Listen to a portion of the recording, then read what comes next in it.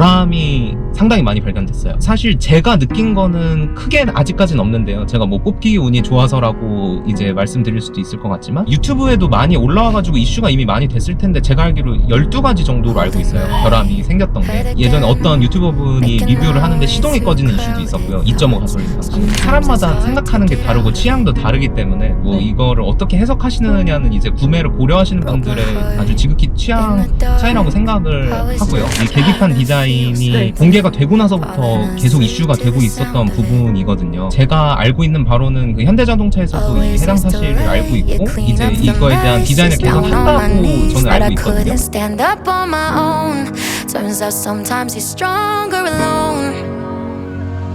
Bringing out the fire, bring on all the lightning.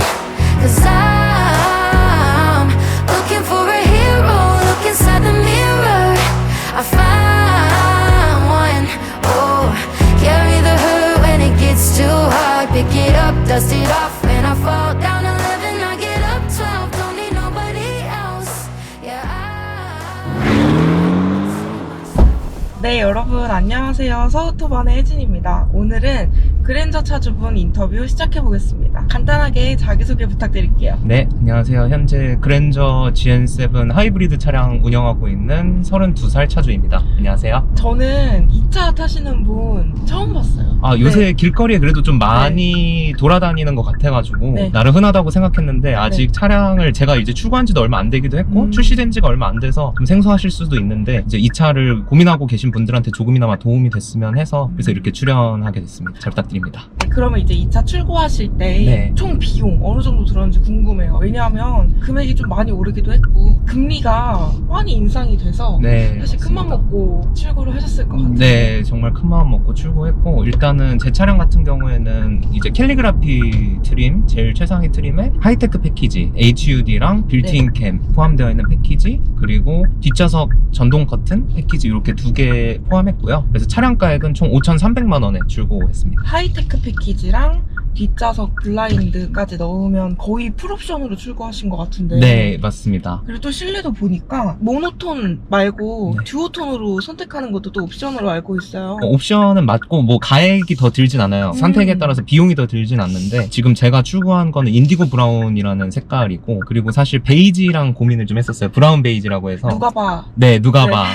그 색이 진짜 네. 이뻐가지고 고민을 했는데 아무래도 좀 관리하기가 좀 힘들 것 맞아요, 오래 같아가지고 타기에는. 그래서 인디고 브라운으로 출고를 했고 이제 외장 색상도 이제 녹턴 그레이라는 색깔로 출고하게 됐어요. 이제 저 같은 경우에는 흰색, 검정색이 사실 뭐 어떻게 보면 국룰이라고 하지만 그런 색깔보다는 조금 더 튀는 색을 하고 싶고 그렇다고 또 너무 튀는 색을 하기는 싫어서 중간점을 찾다 보니까 이제 네. 타협을 해서 녹턴 그레이라는 색깔 출고하게 됐습니다. 차량 금액은 5천 중반 정도대 출고를 하신 거고 네. 보험료는 어느 정도 나오는지. 보험료는 제가 지금 현재 80만 원에서 90만 원 그 사이인 것 같아요. 왜냐하면 이제 주행 거리에 따라서 또 환급받는 금액이 있을 거여가지고 그거 감안하면 80만 원 정도로 생각해 주시면 될 것 확실히 같아요. 하이브리드라서 배기량이 작아서 그런지 모르겠지만 좀 더 보험료가 저렴한 것 같은 효과가 네, 있는 것 맞습니다. 같아요. 그럼 뭐 이것도 아무래도 하이브리드니까 네. 공용 시설에 대한 혜택도 있나요? 네, 공용주차장 방문했을 때 50% 할인되는 또 효과가 있어가지고 전기차랑 동일합니다. 저도 네. 전기차 타고 있긴 네, 한데 네, 네. 큰 돈은 아니지만 네. 그 약간 할인 받을 때 기분이 좋잖아요. 아, 맞죠. 그리고 취등록세 할인도 있어가지고 하이브리드 차는 그게 있어서 그런 것도 큰 장점인 것 같아요.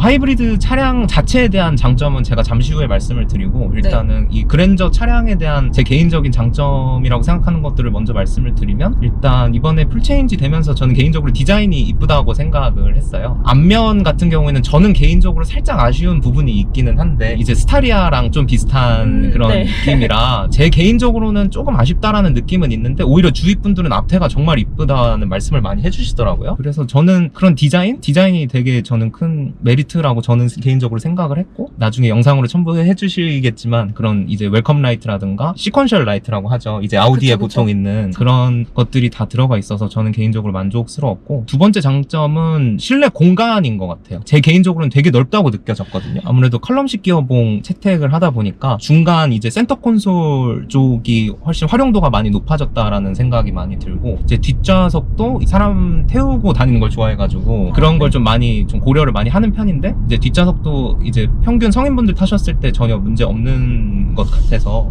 어떠신가요, 뒷자리? 너무 넓습니다. 너무 편해요. 지금 사실 서투버님이 뒤에 타고 계신데 네. 항상 그 뒤에 찌그러져 네. 계시다가 오늘은 막 너무 넓다고 네. 좋아하시더라고요. 다행이네요. 세 번째로는 옵션 구성인 것 같아요. 물론 제가 완전 풀옵션으로 출고한 건 아니지만 네. 어쨌든 캘리그라피 트림으로 선택을 한 만큼 옵션이 풍부하기도 하고 또 국산차 특유의 그런 옵션이 이제 소위 말해서 혜자스럽다 맞아요, 그런 게 맞아요. 있는데 제가 이번에 차량 출고하면서 사실 가장 고민했던 거는 통풍 시트, 열선 시트는 물론이거니와 이제 뭐 전동 트렁크 유무 그리고 어라운드 뷰 유무 그리고 뒷좌석이 넓다 뭐 그런 부분을 좀 많이 중점적으로 고려를 많이 했고 그래서 그런 옵션적인 부분이 어떤 차량과 비교해도 많이 빠지지 않는 것 같아서 저는 그게 큰 그쵸, 장점이라고 이제 생각합니다. 없는 옵션이 없다라고 네. 생각해도 무방할 정도로 맞습니다. 옵션이 진짜 풍부하고 요거는 드라이빙 어시스턴트 HDA2 들어가서 제가 알고 있는 바로는 이제 깜빡이 넣었을 때 이제 자동으로 차선 변경까지 되는 오. 자율주행으로 알고 있습니다. 그래서 그런 장점이 있는 것 같고 마지막으로는 이제 아까 말씀드렸던 그런 하이브리드 차량 자체에 대한 그런 장점이 있는 것 같아요. 일반 가솔린에 비해서 되게 정숙한 면도 있고 그리고 유지비 측면에서도 제가 키로수가 적은 것도 있긴 한데 그런 거 감안해도 제가 지난번에 한번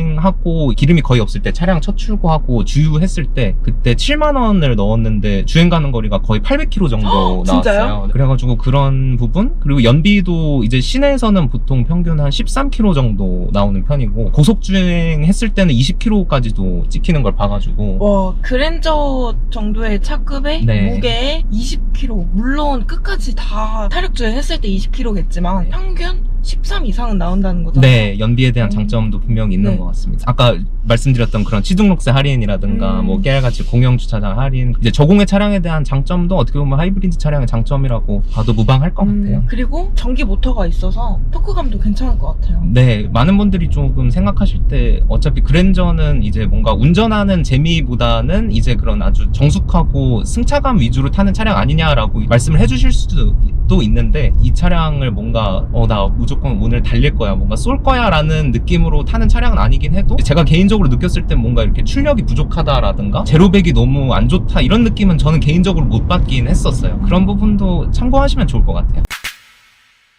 일단 첫 번째로 말씀드리면 가격이라고 볼 수 있을 것 같아요. 어쨌든 제가 말씀드린 그 가격이 5,300만 원이라는 가격이 절대 적은 금액은 아니고 물론 이제 하이브리드 차량인데다가 제가 옵션을 조금 이제 캘리그라피 트림으로 선택을 해서 5천만 원이 넘는 것도 있겠지만 어쨌든 많은 분들에게 그런 심리적으로 허들이 작용할 수 있다고 생각이 들었고 이제 여기서 나오는 게 이제 그돈씨라고 하잖아요. 조금만 더 추가하면 제네시스도 보이고 충분히 뭐 3시리즈라든가 뭐 이제 C클래스라든가 이런 차량들도 볼 수 있는 정도의 수준의 돈 차량 가액인 것 같아가지고 그런 부분이 단점 아닌 단점으로 또 작용할 수 있을 것 같아요. 사람마다 생각하는 게 다르고 취향도 다르기 때문에 뭐 네. 이거를 어떻게 해석하시느냐는 이제 구매를 고려하시는 분들의 아주 지극히 취향 차이라고 생각을 하고요. 사실 단점으로 말씀드리긴 했지만 저한테는 이게 그렇게 큰 단점으로 다가오진 않았어요. 저는 오히려 가성비적인 측면에서 약간 준대형 세단인데 하이브리드 차량인 게 과연 뭐가 있냐라고 했을 때 제 기준에는 니즈를 충족시키는 건 그랜저밖에 없긴 했었거든요. 그래서 저는 오히려 물론 가격이 절대 싸다는 건 아니지만 그런 심리적인 그런 허들을 넘을 정도의 가격은 아니었다. 물론 더 저렴하면 좋겠지만요.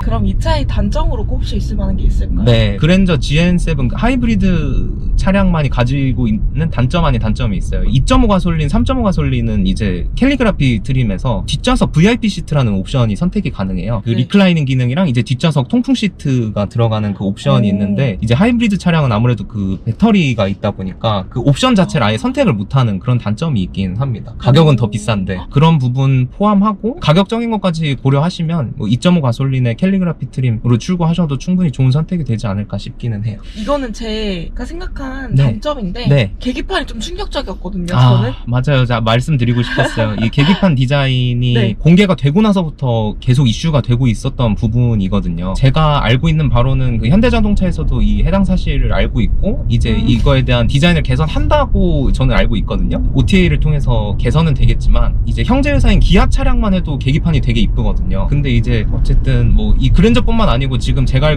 알고 있기로는 코나라든가 이번에 출시된 소나타도 그렇고 뭐 동일한 계기판 디자인을 하고 있는 걸로 알고 있어서 그러니까요. 이 부분은 좀 개선이 시급하지 않을까라는 생각은 들기는 합니다. 가끔 창피할 때가 있기는 합니다. 그리고 제가 이어서 단점 또 말씀드리면 카플레이, 저는 이제 애플 카플레이를 상당히 많이 활용을 하는 편인데 이게 유선으로밖에 아직 지원이 안 돼요. 이제 벤츠나 BMW와는 그쵸. 다르게 네. 현대기아는 그게 지원이 안 돼서 단순히 거기에서 단점이 그치는 게 아니고, 저는 사실 이번에 HUD가 있는 차량을 처음 타거든요. 근데 카플레이랑 연동이 안 되다 보니까 실질적으로는 지금 HUD에 표시되는 정보가 이 시속이라든가 이런 정보 말고는 참고할 만한 정보가 없는 것 같아가지고, 물론 이제 이거를 순정 내비로 사용을 하면은 된다고는 하지만 애플 카플레이나 뭐 안드로이드 오토 사용하시는 분들한테는 좀 단점이 될 수 있을 것 같아요. 또 제가 하나 말씀드리고 싶은 거는, 이거는 오늘 꼭 나와서 말씀드리고 싶었던 단점이에요. 결함이 상당히 많이 발견됐어요. 사실 제가 느낀 거는 크게 아직까지는 없는데요. 제가 뭐 뽑기 운이 좋아서라고 이제 말씀드릴 수도 있을 것 같지만 유튜브에도 많이 올라와가지고 이슈가 이미 많이 됐을 텐데, 제가 알기로 12가지 정도로 알고 있어요. 결함이 생겼던 게. 예전에 어떤 유튜버분이 리뷰를 하는데 시동이 꺼지는 이슈도 있었고요. 2.5 가솔린 당시에. 아주 초창기에 그런 이슈라든가 일일이 다 나열하기는 너무 많아서 좀 그렇긴 해도 그런 이슈들이 좀 많이 있고, 이제 제가 앞으로 겪어야 될 이슈는 첫 번째로 통풍 시트 이슈가 있어요. 이 통풍 시트를 작동을 시켰을 때 등 부분만 시원하고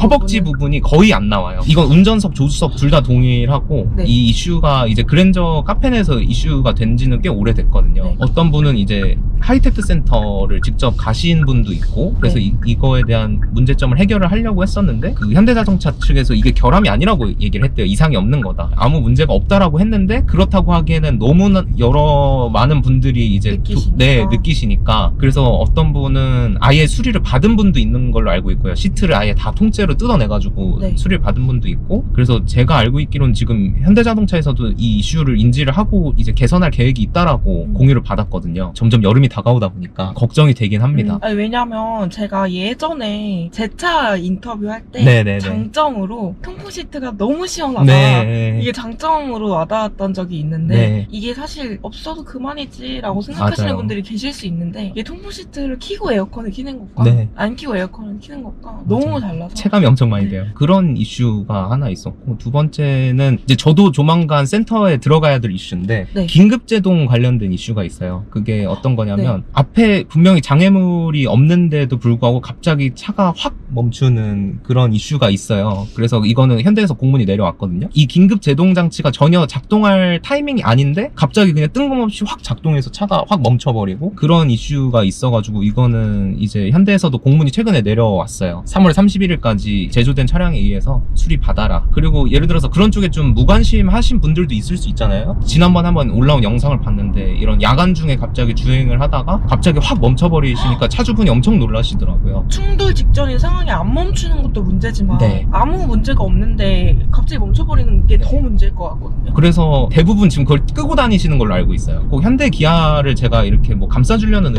의미로 말씀드리는 건 아니지만, 이런 결함이나 이제 품질 이슈가 한두 번씩은 있다고 생각은 해요. 근데 유독 이 그랜저는 너무 많았고 이거에 대한 대응이 빠르지 않다라는 게 이제 소비자들의 불만인지라, 이슈가 생기면 정말 빨리빨리 대응을 조치가 되는 게 저는 필요하다고 생각해요. 현대 기아 같은 경우에는 어쨌든 대한민국을 대표하는 그룹이자 전 세계적으로도 입지를 쌓고 있는 기업이라면, 제네시스만 프리미엄 브랜드로 이제 갈 게 아니고 현대 기아도 여타 프리미엄 브랜드처럼 그런 서비스를 강화를 해야 되지 않나라는 생각을 맞아요. 저는 개인적으로 하고 있습니다. 맞아요.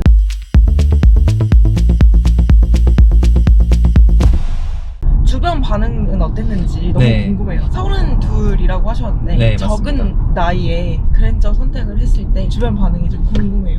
주위 반응은 사실 다 호평일색이었어요. 타보신 분들이 너무 만족하시고, 네. 이제 그랜저라고 생각을 잘 못하시더라고요. 크고 이쁘고 고급스럽다, 그런 주위 반응들도 있었고, 이제 어떤 한 분은 이제 아까 말씀하신 대로 나이가 그렇게 많아 보이시지 않는데 그랜저를 출고하신 이유가 있냐라고 이제 저한테 물어보신 분이 있더라고요. 근데 뭐 제 개인적인 생각으로는 꼭 나이가 이제 젊을 때 스포츠카, 뭐 작은 차를 타고 나이가 많으면 큰 차를 타야 되고, 이제 이런 거는 어떻게 보면 되게 편견이라고 생각해요. 그런 의견에 구애받지 않고 자신의 취향대로 차량을 선택하고 구매하는 것이 제일 합리적이라고 생각합니다. 저는 유독 이제 좀 대형 세단에 대한 그런 꿈? 이라고 해야 될까요? 약간 그런 게 있어가지고 사실 나중에 되면은 제가 좀 더 열심히 이제 돈을 벌고 생활을 해서 7시리즈라든가 S클래스를 타는 게 제 개인적인 또 목표긴 하거든요. 그만큼 대형 세단에 대한 그런 로망이 있어가지고 근데 이제 현실적으로 그걸 충족시켜줄 수 있는 현재 제 이제 생활 범위 내에서 충족이 되는 차는 그랜저가 제 딴에는 최선이었다. 그래서 이 차를 선택하게 된 것 같아요. 이 차를 구매하시기 전에 고민하셨던 차들도 있을 것 같아요. 네, 많이 있었어요. 사실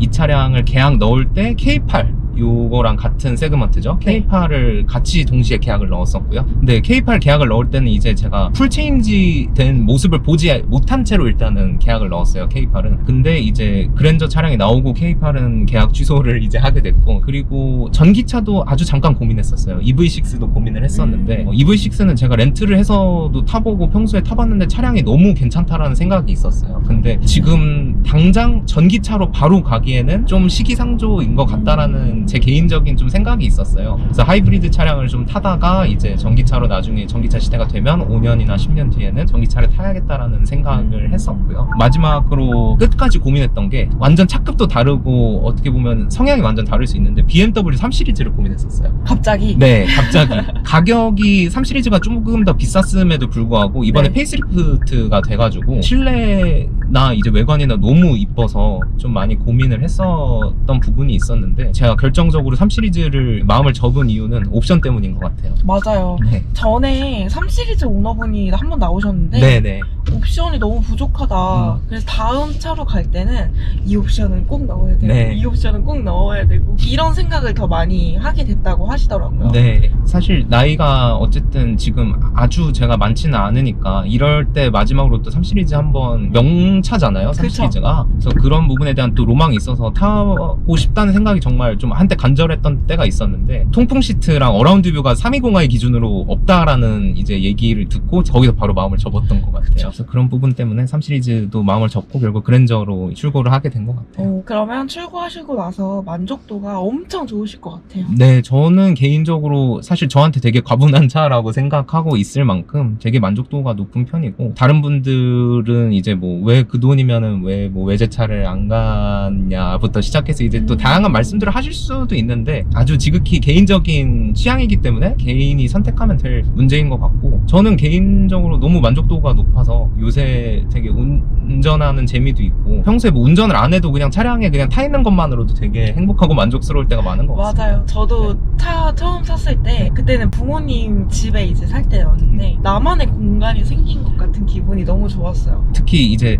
더 공간이 넓어서 그런지 이제 혼자 있으면 되게 안락하고 저는 개인적으로 좋더라고요. 저도 괜히 그냥 집에 올라가서 해도 되는 걸 음악 좀 더 듣다 간다든가 전화 통화하고 간다든가 괜히 그렇게 되는 것 같아요. 그리고 또 그 하이테크 옵션을 넣으면 네. 보스 오디오가 들어가더라고요. 제가 알기로는 캘리그라피 트림을 선택하면 무조건 보스 오디오가 아. 기본 옵션으로 들어가는 걸로 알고 있고요. 이 밑에 등급 익스클루시브에는 아마 선택을 해야 될 거예요. 그래서 캘리그라피 트림을 출고한 것도 있어요. 이제 좀 막귀이긴 한데 그래도 이제 보스 스피커의 그런 음질이나 이런 게 훌륭하다라는 거는 평소에 인지를 하고 그쵸. 있었던 부분이기도 하고, 그리고 결정적으로 이제 빌트인 캠이 이번에 이제 그랜저부터 2로 이제 출고가 되거든요. 1이랑 2의 차이는 화질이 좀 더 좋아졌고요. 결정적으로 음성 녹화가 돼요. 실내 음성 녹화가 되고 깜빡이를 언제 넣었다라든가 이런 것도 다 데이터가 나오더라고요. 그러면 확실히 좀 억울한 상황을 피할 수 있는. 네, 그래서 그런 부분이 또 장점은 맞는 것 같아요. 그래서 블랙박스를 이제 따로 안 달아도 돼서 이 공간이 좀 더 좀 시원해 보이는 그런 느낌이 있고, 근데 이제 그 빌트인 캠 2의 아주 작은 단점이 하나 있다면 평소에 주행을 많이 안 하시는 분들은 그 녹화가 가끔 끊길 때가 있어요. 그게 조금 단점인 것 같아요. 그 부분은 언젠가 개선이 좀 됐으면 좋겠네요.